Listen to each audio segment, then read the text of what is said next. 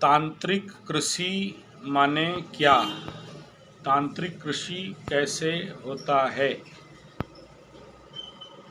तांत्रिक कृषि कैसे किया जाता है? यह तांत्रिक कृषि भारत का सर्वपुरातन पद्धति है। तांत्रिक कृषि से पुरातन पद्धति इस देश में और कोई कृषि पद्धति ना था, ना है, ना रहेगा।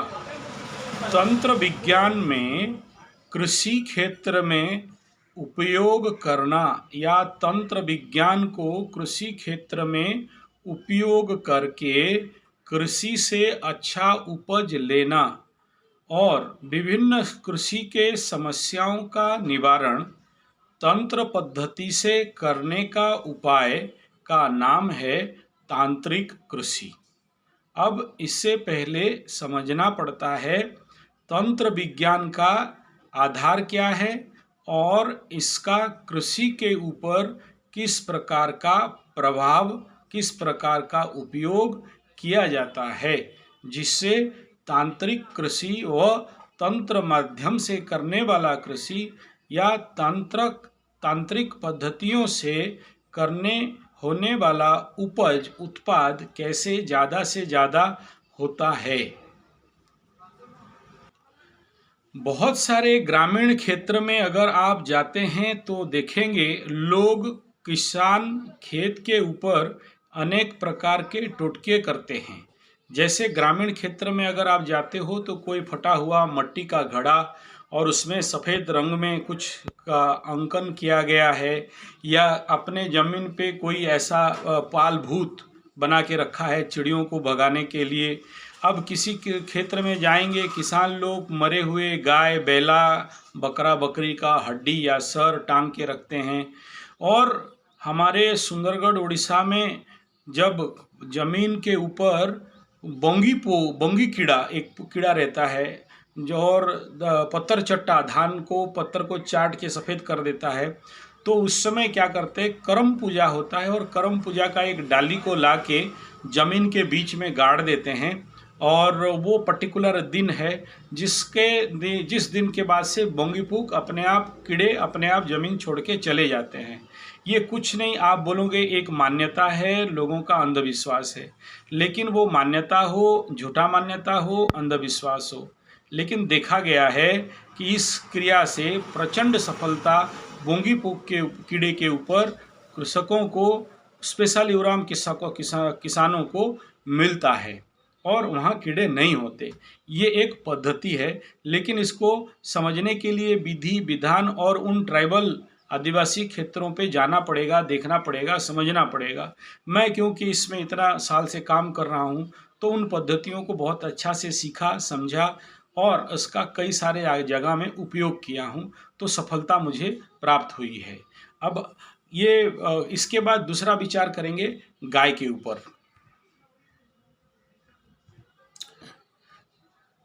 हमारे उड़ीसा क्षेत्र में आप स्पेशली एक अमावस्या होता है जो रथ यात्रा से पूर्व यह अमावस्या होता है। इस अमावस्या में ग्रामीण क्षेत्र में लोग, स्पेशली महिलाएं,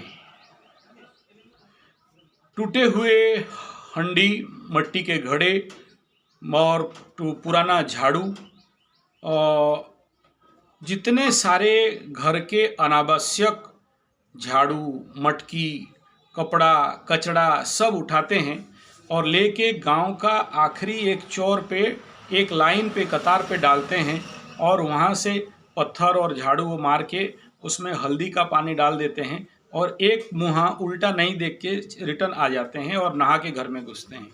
एक ऐसा पद्धति है जिसमें कि उस गांव पे गायों के ऊपर खुरा बीमारी नहीं होता है। खुर एक बीमारी है, पैर में कीड़े लग जाना और गाय चल नहीं पाना, खा नहीं पाना, मर जाना, इस प्रकार का गायों के क्षेत्र पे दिखाई देता है। तो उनके विश्वास है, एक ग्रामीण अंधविश्वास, वो लोग बोलते हैं कोई देवी का प्रकोप है और इस प्रकार का जुगनी का इफेक्ट है और जिसके लिए गाय के ऊपर हानि होता है, पशु संख्या घटते हैं। तो इस प्रकार के जो भी समस्याएं हैं उनका निवारण का तरीका यही है। अब ये आप माने नहीं माने, अंधविश्वास बोलें, इसमें कोई समस्या नहीं है। तो ये एक बेसिक एक उदाहरण आपके समक्ष में रख रहा हूँ। इसके आगे हम लोग और डिटेल में बात करेंगे कि ये तांत्रिक कृषि पद्धति क्या है।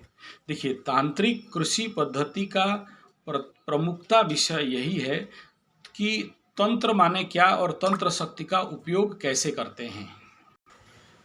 तंत्र शक्ति का उपयोग कृषि के क्षेत्र में करना। देखिए, तंत्र आयते इति तंत्र, तंत्र माने क्या है, तंत्र का षटक्रिया क्या है, मारण मोहन व स्तंभन वशीकरण उच्चाटन इत्यादि जो भी विधाएं हैं, इनका उपयोग कृषि क्षेत्र में जैसे कीड़ों के ऊपर प्रयोग किया जाता है। कीड़ा, देखिए मैं किसी को नहीं कह रहा हूँ या मैं उसका विधान नहीं बता रहा हूँ, वो मारण का प्रयोग करते हैं कि जो कीड़े हानिकारक हैं वो समापन हो जाएं, तो वो हो जाते हैं। ऐसे ही किसान लोग तंत्र शक्ति का उपयोग करके स्तंभन क्रिया, अगर कहीं पर कीड़ों का भरमार हो रहा है और वहाँ स्तंभन का प्रयोग करते हैं, वो कीड़ा वहीं पर सिमट जाते हैं और आगे नहीं बढ़ पाते हैं। जैसे एक मकड़िया प्रजाति है, मकड़िया माने माकड़ माने बंदर, बंदर को जिस पेड़ में होगा उसको स्तंभन कर देते हैं, वो बंदर वो पेड़ छोड़ के कहीं जा नहीं पाता है और उस बंदर को पकड़ के खाते हैं। एक ऐसा ट्राइबल हमारे उड़ीसा में देखा गया है। ऐसा एक प्रजाति लोग हैं जिनको अभी रिहेबिलिटेशन के लिए गवर्नमेंट मकड़िया रिहेबिलिटेशन सेंटर, पावड़ी भुइयाँ रिहेबिलिटेशन सेंटर किया है। और ये जो मंत्र तंत्र का शक्ति है वो वंश परंपरा से आता है और लोग करते हैं। हमारे दादा परदादा पुरखे इस प्रकार का प्रयोग करते थे और ये हम देखते देखते आए हैं, इसीलिए ये अनुभव आपके साथ शेयर कर रहे हैं। जैसे कोई बुलाया मेरा दादाजी को सुबह सुबह कि हमारे ज़मीन पे अमुक कीड़ा लगा हुआ है और हे ब्राह्मण देवता आप थोड़ा आइए। तो मेरा दादाजी क्या करते थे, ज़मीन पे जाके 2 3 4 सुबह बिना नहाए धोए बिना दातुन किए वहाँ जाके अपना शक्ति का प्रयोग करते थे और उसमें कीड़ा नहीं लगता था।